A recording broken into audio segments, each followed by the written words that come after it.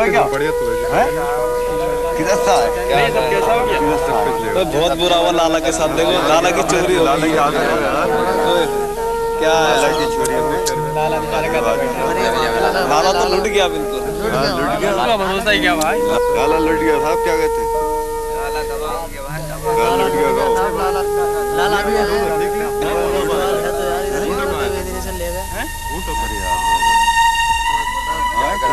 क्या बोले?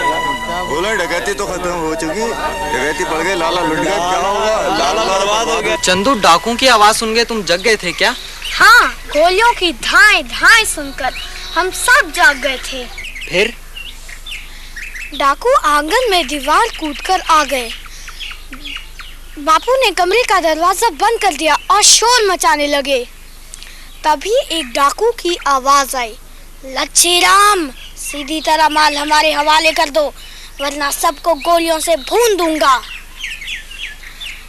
बापू फिर से चिल्लाए, बचाओ बचाओ, डाकू आ गए, पर किसी ने नहीं सुना। हाँ, किसी ने सुना भी होगा तो डर के मारे बोला नहीं होगा। अजीब बात है, कैसे पड़ोसी हैं यार? अगर लोग हिम्मत से डाकुओं का मुकाबला करें तो। बस तू अपनी नसीहत ना अपने पास ही रख। हाँ चंदू, डाकुओं ने कमरे का दरवाजा तोड़ दिया। क्या तुमने डाकुओं को देखा था? तू भी कमाल करता है। जब वो कह रहा है कि मैं जाग रहा था, तो जुड़ी बात है उसने डाकुओं को देखा भी होगा। अरे पूछ लिया तो तुझे क्या? देख दामू, तू मुझसे। छोड़ो यार, चंदू की बातें सुनो।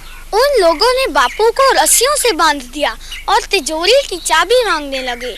बापू ने मना किया तो उनके हाथ जलाने की धमकी दी। मैं और माँ एक कोने में दुबक के बैठे थे। माँ के कहने पर बापू ने चाबी दे दी। बस फिर सब लूट ले गए। डाकू आकर लूट कर भी ले गए और गांव वाले जानकर भी अनजान बने रहे। अरे तू क्या बड़ के बातें कर रहा है? कभी तूने डाकू देखे भी हैं? घर जाके अपने बाप की फोटो देख लेना। देख दामू, मेरे बाप का नाम मत लेना। लूंगा और 10 बार लूंगा। जैसे डरता हूँ क्या? डरता तो मैं भी नहीं हूँ, पर इतना कह देता हूँ, अगर तूने बकवास की तो हैं? तो क्या? तो क्या कर लेगा तू मेरा? छोड़ मुझे।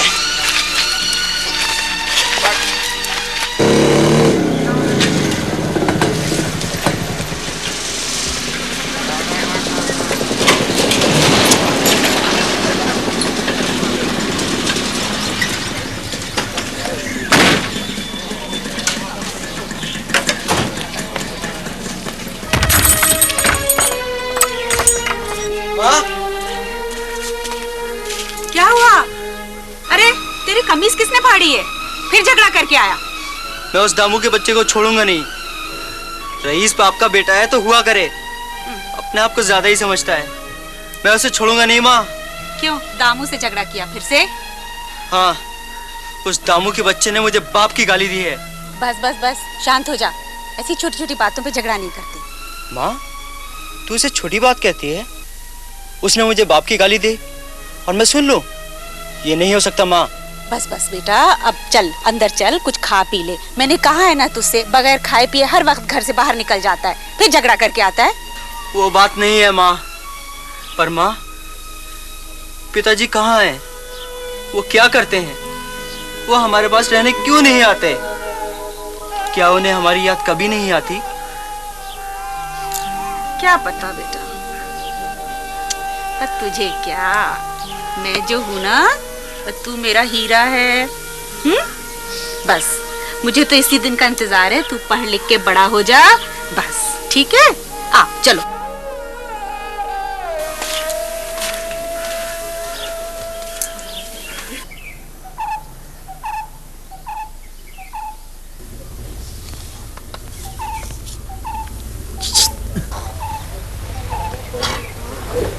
राजू,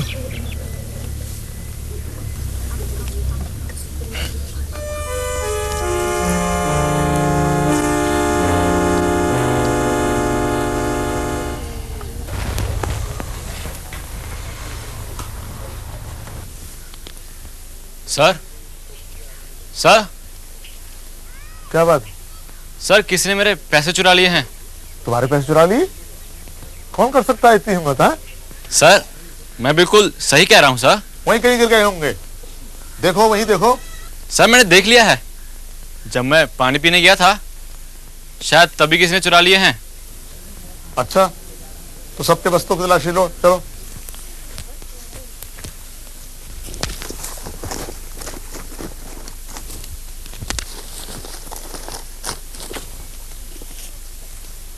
सर ये रहे मेरे पैसे जो हीरा ने चुराए थे।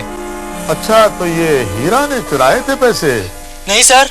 सर अगर से अभी चोरी नहीं करेगा तो बड़ा होकर डाकू कैसे बनेगा? दामू इधर आओ। तुम जानते हो कि चोरी करने की सजा मिलती है? जी हाँ सर। लेकिन ये सजा आज हीरा को नहीं तुम्हें मिलेगी। झूठा इल्जाम लगाने के लिए चोरी का षड्यंत्र करता है। जा बैठ उधर।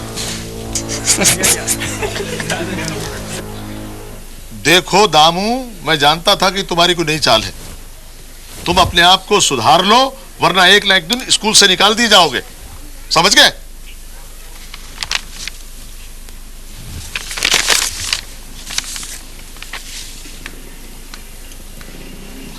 बच्चों, अपने स्कूल में नाटक होने वाला है और देखो तुम में से जिन लोगों को उसमें भाग लेना है ना, वो सब हेडमास्टर साहब के कमरे में इकट्ठे हो जाएं, ठीक? तो तुम सबको मैंने नाटक की एक कॉपी दे दी। अब सब लोग अपना रोल अच्छी तरह याद कर लो। और हाँ, रिहर्सल जब शुरू होगी तो रोज सभी को आना पड़ेगा। किसी को कुछ कहना है? यस दामोदर। सर मैं डाकू का रोल नहीं करूंगा। लेकिन तुम डाकू के पार्ट में ही अच्छे लगोगे। सर डाकू अच्छे नहीं होते, उनकी समाज में कोई इज्जत नहीं होती। ये तो नाटक है और नाटक करने से कोई डाकू तो नहीं बन जाता। सर मुझे ही क्यों दिया गया है डाकू का रोल? हीरा भी वो रोल कर सकता था। वो डाकू का बेटा है, वो डाकू के रोल में ही अच्छा लगेगा। नाटक की कॉपी तुम मुझे दे दो और मेरे कमरे से फौरन चले जाओ। आई से यू गेट आउट। यार सुना है हेडमास्टर साहब ने दामू को नाटक से निकाल दिया है। समझ में नहीं आता दामू को क्या होता जा रहा है। ना जाने मैं हीरा से इतना चिढ़ता क्यों है। हाँ यार, कल उसी के डर से मैंने हीरा को चोर बना दिया। बाद में मुझे बहुत पछतावा हुआ। राजू तू तो यूं ही डर गया था, तूने मना कर देना था। क्या मजाल दामू की जो तुझे हाथ लगा जाता। हाँ यार, तू ठीक कह रहा है, लेकिन मुझे लगता है कि दामू हीरा से तगड़ा बदला लेगा। अगर उसने ऐसा किया तो मैं उसे छोड़ने वाला नहीं। मेरा नाम भी बिरजू है। यार दरअसल बात यह है कि दामू घर से भरा पूरा है, लेकिन फिर भी हर बार परीक्षा में हीरा ही बाजी मार ले जाता है। इससे दामू बहुत चिढ़ता है। इसमें चिढ़ने वाली क्या बात है? हीरा अधिक पढ़ता है सो ज्यादा नंबर पा जाता है। अरे अरे सामने क्या हो रहा है? चलो जल्दी चलो। जल्दी चलो। अरे क्या हुआ? मेरी बच्ची, मेरी बच्ची। आप घबराइए नहीं, ये काम मैंने फौज में सीखा है। ये अभी अभी ठीक हो जाएगी। ये देखो मैं अभी पानी निकाल देता हूँ। झुक झुक जियो हीरा बेटा, झुक झुक जियो, तुम्हें मेरी उम्र लग जाए। सेठ जी, जैसे दामू की बहन वैसी मेरी बहन। मैंने तो अपनी बहन को डूबने से बचाया है। आज तुम ना होते तो मेरी बेटी बह जाती, और ये दामू का बच्चा तो तैरना तक नहीं जानता, सिर्फ डींगे मारने भर का है। दामू, या वही हीरा है जिसे तुमने चोर बनाने की कोशिश की थी, या वही हीरा है जिसे तुमने डाकू का बेटा कहा था। अगर यह हीरा चाहता तो आज ऐसा बदला लेता कि तुम याद रखते। दोस्त, हीरा ने आज जो मेरे पे एहसान किया है वो मैं जिंदगी भर नहीं भूलूंगा। हीरा मेरे यार, मुझे माफ कर देना, मैंने तुम्हारा बहुत जी दुखाया है। चलो चलो, माफ किया।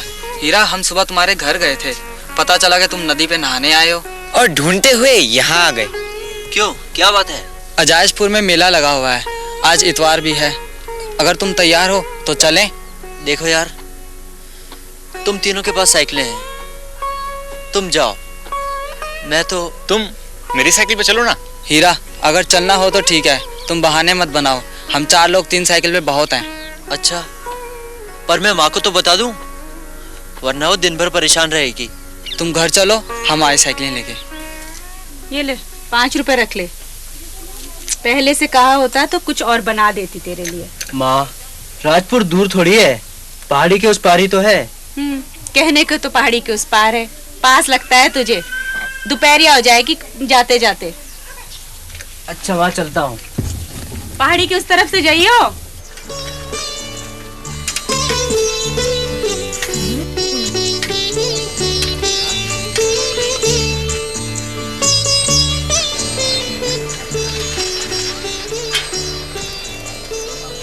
अरे भाई पिंचू, शादी करवाने जा रहे हो क्या? अरे पिंचू, तुम्हारी साइकिल तो पंक्चर है। हाँ, इसीलिए पैदल चल रहे हो। मैं तो समझा था कि तो और क्या भैया, वैसे आपने क्या सोचा था? मैं समझा था कि तुम साइकिल पर अपना वजन रखने में शर्मा रहे हो। ठीक है मियाँ, उड़ा लो हमारा मजाक। अगर हमारी साइकिल पंचर नहीं होती ना तो हम इस वक्त मेले में कनकव्वे उड़ा रहे होते। कनकव्वे। हाँ पिंचू, लोगों को मुंडेर के कौवे उड़ाते तो सुना है, पर ये कनकौवे किस बला का नाम है? अरे आप लोग कनकव्वे नहीं समझते यार? हम कनकव्वे का मतलब है पतंग। अरे भाई अब यहीं खड़े रहो, ये मेले में चलोगे? चलो। अरे भाई पिंचू, तुम मेरी साइकिल के पीछे बैठ जाओ और अपनी साइकिल एक हाथ से पकड़ लो। पिंचू, तुम शादी कब कर रहे हो? क्यों भाई, आपको क्या लेना देना है मेरी शादी से? यार पिंचू, बात दरअसल ये है कि हमने बड़े दिन से कोई दावत नहीं खाई, इसीलिए। अच्छा भाई, ये समझ में आया। तो सिर्फ आप दावत के लिए मेरी शादी करवा रहे हो हैं? और क्या, कोई लड़की वड़की देखी? देखो भाई, कोई और बात करो यार। कैसे आदमी हो तुम यार, मेरी समझ में नहीं आ रही है। अरे यार, तुम्हें पता नहीं है, पिंचू शादी के नाम से घबराता है। एक बार एक लड़की ने। देखो बिजू यार, खामोश हो जाओ वरना तुम समझते नहीं हो यार। अरे चाचा, आज मेले से इतनी जल्दी कैसे लौट आए? क्या बताओ बेटा, मेले का रंग ही फीका पड़ गया। तमाम बड़े दुकानदार अपनी दुकानें बंद करके अपने अपने घर चले गए। क्यों, क्या हुआ? क्या बताओ बेटे, परसों दिन में स्कूल से सेठ मंगलदास के लड़के को जग्गा डाकू उठा के लेके गया। कल सवेरे जग्गा डाकू ने एक चिट्ठी भेजी कि कल शाम तक अगर 30,000 रुपये नहीं भेजे तो अपने लड़के से हाथ धो बैठो। मंगलदीन इतनी बड़ी रकम कहाँ से जमा करता? आज सवेरे डाकुओं ने उसके बेटे की लाश उसके घर के सामने लाकर फेंक दी। ये जग्गा तो बड़ा कमीना और निर्दयी इंसान लगता है। डाकू तो डाकू ही ठहरे, उनका कोई दीन ईमान तो होता नहीं। जितने बड़े बड़े दुकानदार थे वो तो अपनी दुकानें बंद करके चले गए। अब उस गांव में सिर्फ छोटे छोटे दुकानदार रह गए। यार अब इतनी दूर आए हैं तो कुछ खा पी के ही जाते हैं। वैसे भी बड़े जोरों की भूख लग रही है। हाँ, वहां तक चलते हैं, फिर कुछ खाएंगे। अच्छा रहमान चाचा। अच्छा बेटा। नमस्ते रहमान चाचा। यार आज पूरे मेले में एक उसी बात की चर्चा थी, कुछ मजा ही नहीं आया। यार मुझे एक बात समझ में नहीं आती कि पुलिस के होते हुए डाकू अपना काम कैसे कर डालते हैं। पुलिस चाहे तो सारे डाकू साफ कर सकती है। बस वही तो नहीं होता। ना जाने कितने डाकू, कितने गिरोह, पुलिस कहाँ कहाँ जाए। एक डाकू हो तो पुलिस ढूंढे भी, लेकिन इतने डाकुओं के लिए पुलिस कहाँ से आए? फिर भी पुलिस बहुत कुछ करती है। हाँ, डाकू मरते भी हैं और डाकू हो भी जाते हैं। मुझे ये समझ में नहीं आता कि लोग डाकू बनते क्यों हैं।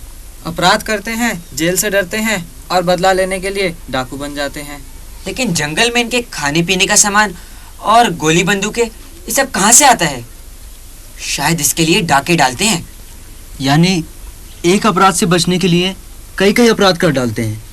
यार छोड़ो डाकू वाकू को, पहले पेट पूजा फिर काम दूजा। डाकू वाकू को बाद में देखेंगे। चलो खाओ। चलो।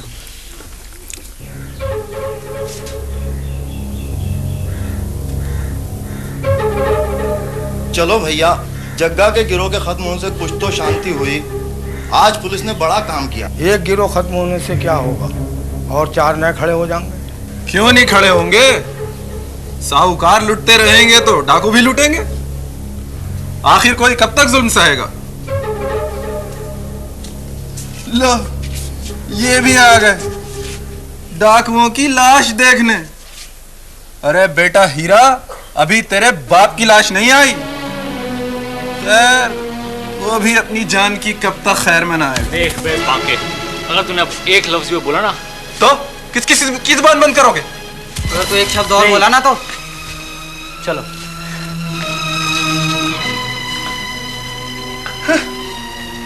साला डाकू की औलाद। यार, क्या मैं सचमुच एक डाकू का बेटा हूँ? मैं समझ नहीं पा रहा हूँ कि लोग मुझे क्यों इस तरह की बातें कहते हैं। क्यों मुझे कहकर? कहने से क्या होता है, तुम उनकी परवाह क्यों करते हो? ये बांकेलाल तो सभी को कुछ ना कुछ कहते रहते हैं। नहीं यार, कोई ना कोई बात जरूर है। रामू, तूने भी तो उस दिन यार, तू उस दिन की बात को भूल क्यों नहीं जाता है? मैं तो तेरे को ऐसी चिढ़ा रहा था। यार, तू तो सच्चा हीरा है, सच्चा हीरा। मेरे दोस्त, अगर तू मुझे अपना सच्चा दोस्त मानता है तो मेरी मदद कर, मुझे सच बता दे। क्या सच जानना चाहता है तू? वही जो मुझे माँ भी नहीं बताती। जब भी मैं उससे पिताजी की बात पूछता हूँ वो टाल जाती है। कहती है जब तू 5 साल का था तो पिताजी दूर मजदूरी करने गए थे और तब से नहीं लौटे। तो तुम माँ की बात मान क्यों नहीं लेते? कैसे मान लूँ, और मान भी लूँ तो वो बांकेलाल वाली बात। यार, तू भी किन सोचों में पड़ गया? माँ सुनेगी तो और ज्यादा उनकी तबीयत खराब होगी। छोड़ो इन बातों को। नहीं यार, मगर सच है क्या? मैं जानना चाहता हूँ क्यों पिताजी घर नहीं आते, क्यों हमें गरीबी के दिन देखने पड़ रहे हैं, और क्यों मुझे लोग। तामू, तू मुझसे कुछ छुपा रहा है। क्या तू भी मुझे सच नहीं बताएगा? तू सुन सकेगा सच? हाँ। तो चल मेरे साथ रहमान चाचा के। चल।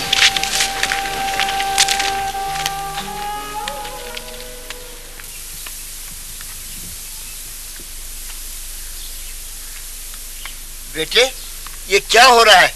हाँ? अरे मैंने तो तेरे बाप हर पैसा के कान खींचे हैं, तो तुम क्या हो?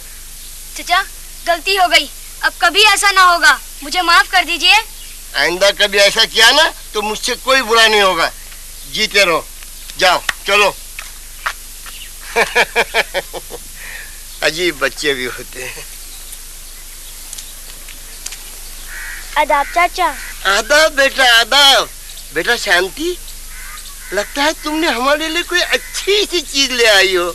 हाँ चाचा, अम्मा ने खीर बनाई थी, बोली रहमान चाचा को बहुत पसंद है, सो दे आ। अरे वाह, तुम्हारे अम्मा को हमारा कितना ख्याल है।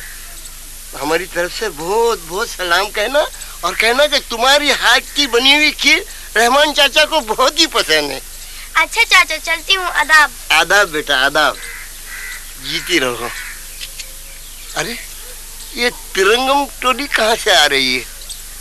आदाब चाचा। आदाब बेटा, आदाब। क्या बात है, आज हमारे हीरा के चेहरे पे जरा चमक कम मालूम होती है। हाँ चाचा, इसीलिए हम आपके पास आए हैं आज। हमारा हीरा आज बहुत ही निराश है। अरे इसमें निराश होने की क्या बात है? मेरा घर है, आओ बेटा आओ, चलो आओ मेरे साथ।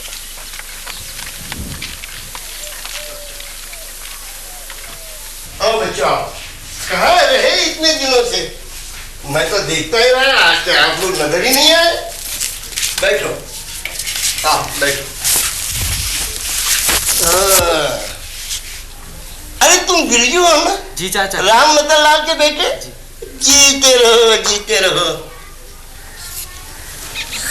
क्या बात है, आज तुम लोग बहुत उदास नजर आ रहे हो। चाचा, कुछ लोग हीरा को डाकू का बेटा कहते हैं और हीरा को यह सब बर्दाश्त नहीं है, इसलिए हम आज आपके पास आए हैं। आप सच बता दीजिए हमें। अरे हाँ, वो शांति की माँ ने बड़ी अच्छी खीर हमें बना के भेजी है। आओ हम सब लोग मिलके खाते हैं। नहीं चाचा, पहले मुझे बताइए कि मैं। अरे हीरा बेटे, लोगों की परवाह मत करो, वो तो बकवास करते रहते हैं। गड़े मुर्दे उखाड़ने से क्या फायदा? नहीं चाचा, मैं जिल्लत और अपमान भरी बातें नहीं सुन सकता। और मैं क्यों सुनूं? क्या किया है मैंने? जानता हूँ बेटा, मगर मेरा हीरा सब लड़कों से अलग ही चमकता है। तो फिर लोग मुझ पर क्यों कालक पोतते हैं? बांकेलाल ने क्यों कहा कि मैं डाकू का बेटा हूं? और अगर ये सच है तो कौन है मेरा बाप जिसने मुझे जिल्लत भरी जिंदगी दी है? हीरा बेटे, तुम्हारा दर्द मैं अच्छी तरह जानता हूँ, मगर क्या तुम ये नहीं जानते कि कई बार सच जहर से भी ज्यादा कड़वा होता है? चाचा, मैं जहर का कड़वा घूंट पीने के लिए भी तैयार हूँ, पर जिल्लत की एक बूंद भी मेरे लिए देखते लावा जैसी है। हीरा, ये तकलीफ सिर्फ तुम्हारी ही नहीं है, दुनिया में बुरे काम करने वाले लोगों के तमाम बीवी बच्चों का यही हाल होता है। तो क्या चाचा मेरे पिता सचमुच डाकू हैं? तुम्हारा बाप बुरा नहीं था, बहुत नेक इंसान था। मैं उसे बचपन से जानता था। वो लेकिन समाज ने उसे हैवान बना दिया।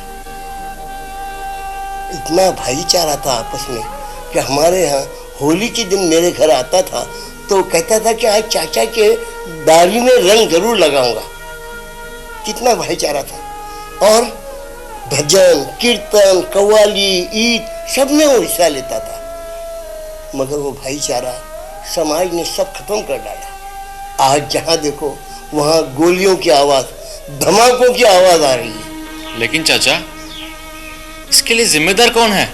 कुछ खुद गर्द लोग, चाहे वो अमीर हो, चाहे सियासतदार हो, चाहे मजहब के ठेकेदार, अपने मतलब के लिए शैतान बन जाते हैं। यही हाल तुम्हारे बाप के साथ भी हुआ। क्या हुआ था? बेटा, ये 6-7 साल की बात है, जब तुम 5 या 6 साल के थे। मुझे अच्छी तरह याद नहीं कि तुम अपने नाना के घर थे या यहाँ। हाँ, नहीं, तुम अपने नाना के ही घर थे और तुम्हारे छोटे भाई ने यहाँ जन्म लिया था। बाद में बेचारा वो गरीबी और भूख के मारे चल बसा। जब वो पैदा हुआ था उस वक्त तुम्हारे घर की हालत ठीक नहीं थी। दूध न मिलने की वजह से वो बहुत रोता रहता था। ये तो बहुत रो रहा है, क्या हुआ है? क्या करूं? भूखा है। दूध पिलाओ ना। कहाँ से पिलाऊं दूध? मुझे तो खाने को है नहीं, दूध कैसे उतरेगा? घर में कुछ भी तो नहीं है खाने को। सावित्री, क्या करूं? लगातार 2 साल के भूखे ने कमर तोड़ दी और कोई काम भी तो ठिकाने का नहीं मिलता। मुझसे इस कोरोना नहीं देखा जाता। जाता हूँ लाला जी के पास, पहले ही उनका कर्जा बहुत है, पता नहीं और देते भी है या नहीं।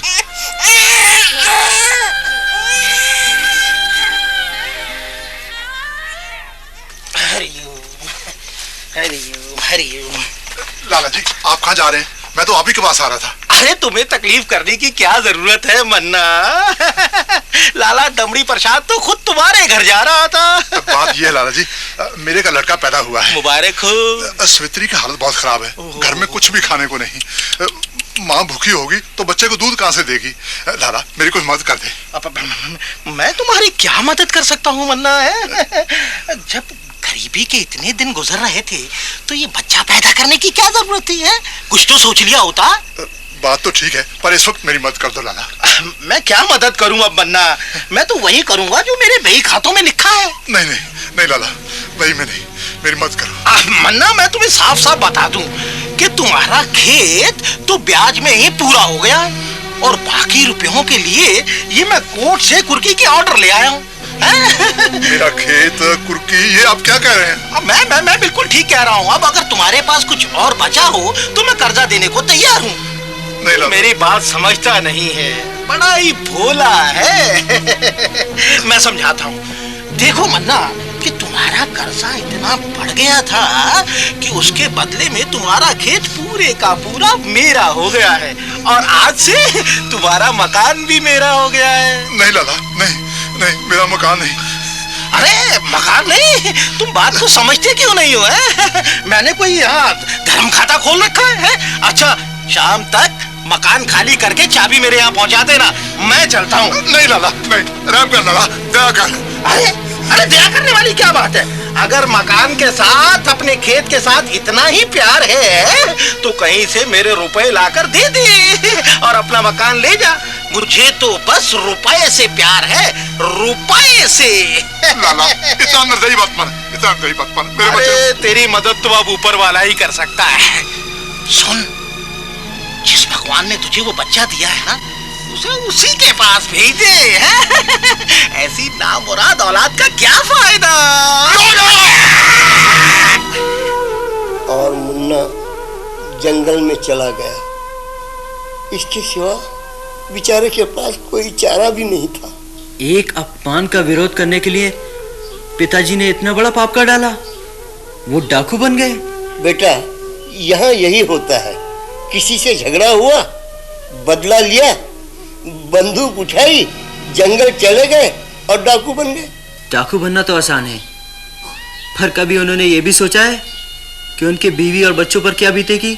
बेटा, इसके लिए दोनों जिम्मेदार हैं, जो मुजरिम बनता है और जो मुजरिम बनाता है। लेकिन रहमान चाचा, मैं इस तरह अपमान भरा जीवन नहीं जी सकता। मैं अपने आप को डाकू का बेटा नहीं कहलाने दूंगा। ये दुख सिर्फ तुम्हारा ही नहीं है, बल्कि हर अपराधी के बेटे और उसके परिवार का है, और उस पर लगाया हुआ कलंक का टीका है। पर मैं अपना कलंक धोकर रहूंगा, चाहे इसके लिए मुझे अपनी जान क्यों न देनी पड़े। बेटा, ये समाज बड़ा जालिम है। तुम किन किन लोगों से टकराओगे, और तुम्हारी उम्र ही क्या है? रहमान चाचा, आत्मसम्मान की रक्षा और बुराइयों से लड़ने के लिए उम्र की नहीं, हिम्मत की जरूरत होती है, और मैं उस हिम्मत के सहारे लड़ूंगा। तुम्हें अपने इरादों में कामयाबी मिले, यही मैं अल्लाह से दुआ करता हूँ। और अगर तुम्हें मेरी ज़रूरत पड़े तो बिला शुबा मेरे पास आना, मैं तुम्हारा साथ दूंगा। अच्छा, चलता हूँ चाचा, माँ इंतजार कर रही होगी। अच्छा बेटा, खुदा।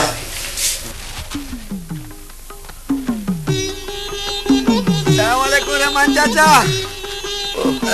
वालेकुम अस्सलाम, वालेकुम अस्सलाम। अरे रहमान चाचा, बैठिए बैठिए, आइए आइए रहमान चाचा, बैठिए बैठिए। कहाँ से आ रहे हैं रहमान चाचा? पिंचू बेटा। हाँ जी। क्या बताओ तुम्हें जी, आजकल का जमाना ही बड़ा खराब हो गया है।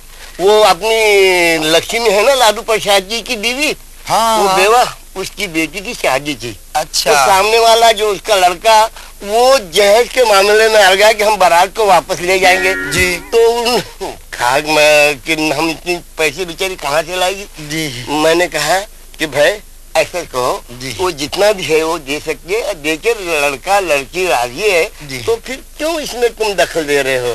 तो उन्होंने मेरी बात को समझ लिया, और ये मुंह मीठा करने के लिए मुझे अच्छे से गुलाब जामुन दे दिया। ये ताजी होंगी? ताजी, बहुत ताजी, बहुत ताजी, लालंकी है, लालंकी। रहमान चाचा जी, अच्छी लग रही है? बहुत अच्छी, बहुत अच्छी। खाओ खाओ खाओ। मैं मांग थोड़ी रहा हूँ। नहीं नहीं, मैं मांग नहीं रहा हूँ। नहीं रहमान चाचा, ये मीठी है? ये है कड़वी है। कड़वी जी। अरे रहमान चाचा, मुझे कड़वी गुलाब जामुन बड़ी अच्छी लगती हैं। हम कड़वी गुलाब जामुन खाने से जुलाब होते हैं। जुलाब? जी। वो कोई बात नहीं है, मुझे बहुत जमाने से जुलाब नहीं हुआ है। हाँ, हाँ, होने दो, होने दो। ऐसा? तो फिर मैं इसमें जो कुछ रस बचा है ना, हाँ, वो खा लो, जो जुलाब ज्यादा नहीं होंगे, समझे बेटे? पिंचू, अब मैं चलूं? जाइए आप। खुदा हाफिज। चाट लो। अच्छा। कब से तेरा इंतजार कर रही हूँ, कहाँ चला गया था रे? भूख नहीं लगी तुझे? माँ, मेरे पिताजी डाकू हैं, ये बात तुमने आज तक मुझसे छुपाए रखी?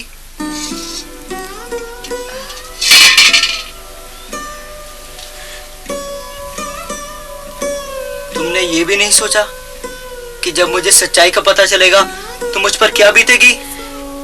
जब लोग मुझे ताना देंगे तो मुझ पर क्या बीतेगी?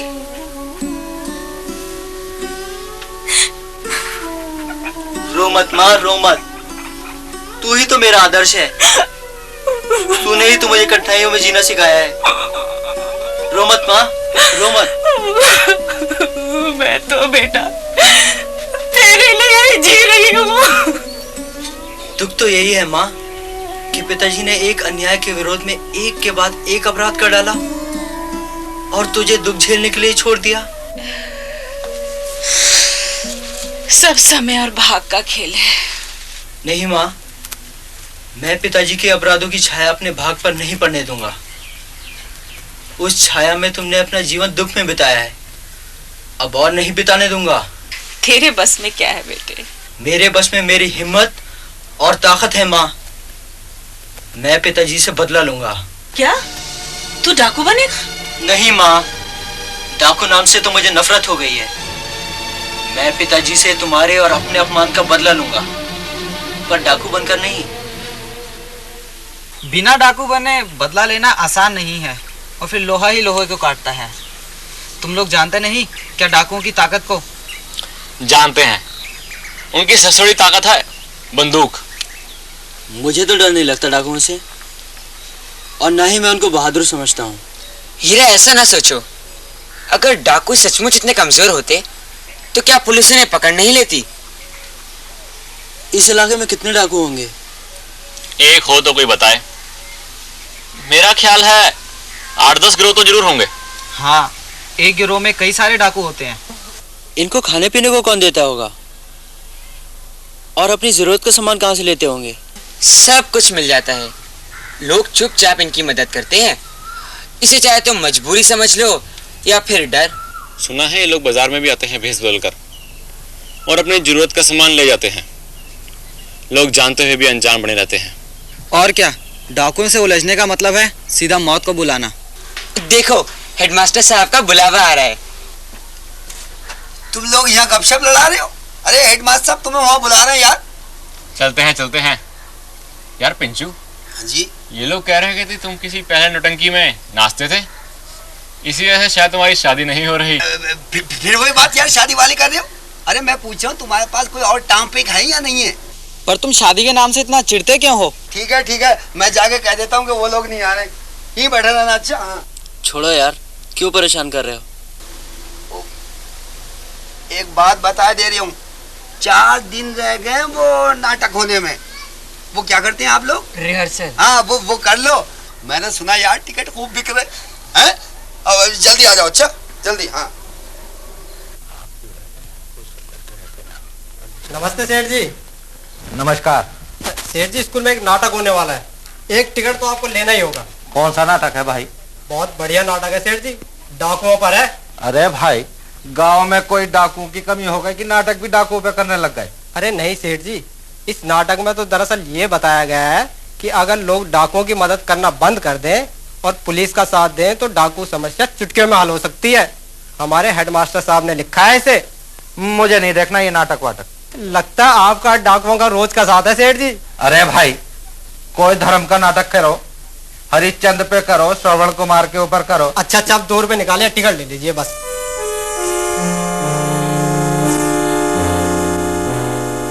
अरे भाई, अब एक टिकट से काम नहीं बनेगा, अब तो 2 दे दो, सेठानी को भी ले जाना पड़ेगा, और लेकिन रुपया 3 ही दूंगा। सेठ जी, ये नाटक का टिकट है, कोई दाल चावल नहीं कि मोल भाव कर लो। ले भैया। धन्यवाद सेठ जी।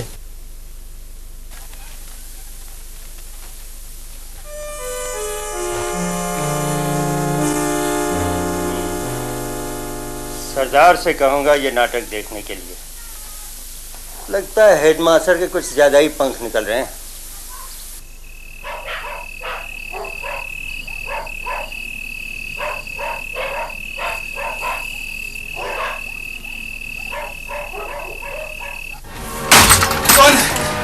मास्टर के बच्चे शोर मचा तो भून के रखूंगा।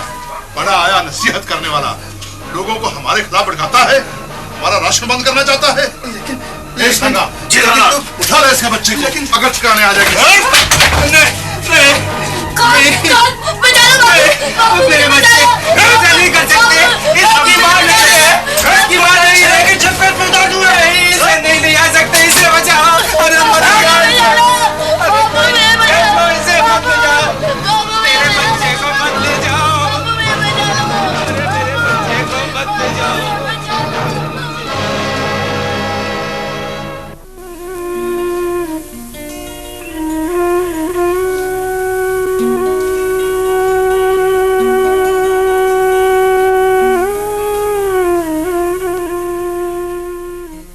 अमित, जो सुना है वो क्या सच है?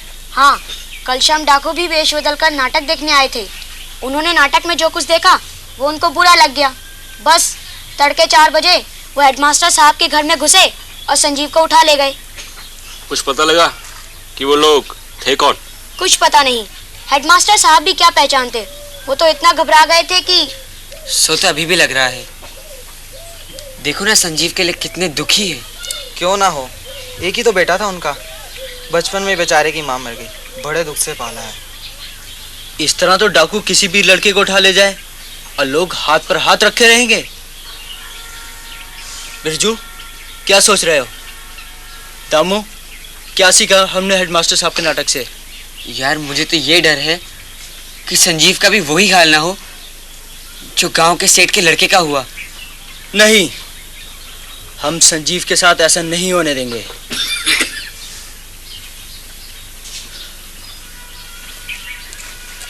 बहुत बुरा हुआ यार, मुझे क्या मालूम था कि बात डाकुओं तक पहुंच जाएगी। क्या कह रहे हो तुम? हाँ यार, मैं बाजार में कुछ सेठों को टिकट बेचने गया था। सेठ धर्मचंद के पास भी गया, उसके पास काले शॉल में एक आदमी बैठा था। मैंने सोचा ऐसी कोई बैठा होगा, लेकिन अब लगता है कि वो डाकू ही था, क्योंकि पहले तो सेठ एक भी टिकट नहीं ले रहा था, फिर उस डाकू के इशारे पर उसने 2-2 टिकट ले लिए। फिर तुमने उसे टिकट दी क्या? नहीं, टिकट तो मैंने सेठ को ही दी थी। लेकिन इससे डाकुओं का क्या मतलब? वही तो बता रहा हूँ, कल रात नाटक देखने वालों में वो आदमी भी था और उसकी बगल में एक और आदमी बैठा था। सेठ धर्मचंद तो आया ही नहीं। तुम कैसे कह सकते हो कि वो डाकू ही थे? मैं कल रात भी सोच रहा था कि ये शक्ल कुछ देखी हुई लगती है। आज जब संजीव के अपहरण की बात सुनी तो मुझे लगा कि ये डाकू ही था और सेठ धर्मचंद से उसी ने टिकट लिए होंगे। तो चलो सेठ धर्मचंद से पूछते हैं कि उसने उन टिकटों का क्या किया। अब हमें अपना एक्शन प्लान तैयार करना है और संजीव को छुड़ाना है। क्या डाकू से भिड़ोगे तुम? अरे भैया, अगर जोखिम उठाने का काम हो तो पिंचों को मत भूलियो, मैं तुम्हारा साथ दूंगा, समझे? अरे यार, घुर घुर के क्या देख रहे हो? पुराना फौजी हूँ भाई, पुराना। हाँ, वो भी जंग लगा। हाँ, इस काम में वही लोग रहेंगे जो मौत से टकराने के लिए तैयार हों।